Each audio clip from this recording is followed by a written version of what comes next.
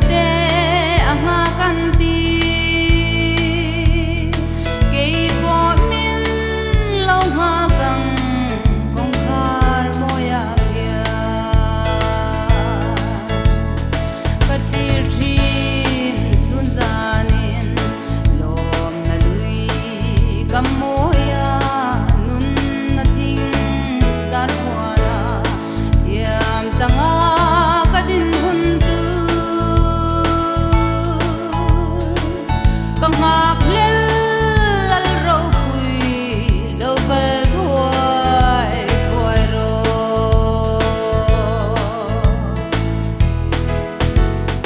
tu mun ro puya chuan pa vel buai le tra na a om to ngai don si lo a valim om don em karam thar tur chu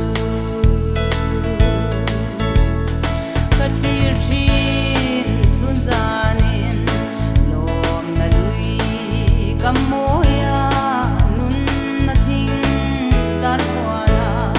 thiam changa kadin hun tu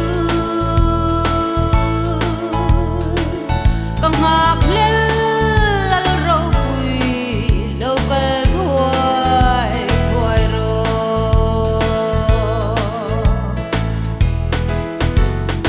va nangel varwal ten ne na ro pui lo ma van kwa an fan ni a chuan ke po ka tel ve ang lim na ni a chuan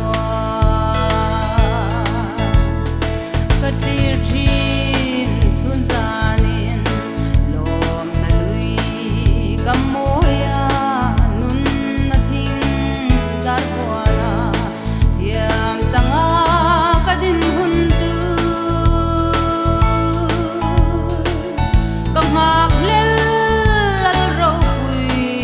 lo kal thuai khoi ro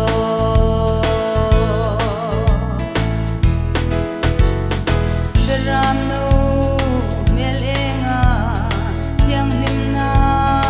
puan sila kalen ve huna chuan o lom na par sa tuanin awul reng to ang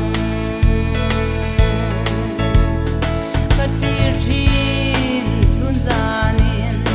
lom na lui kam mo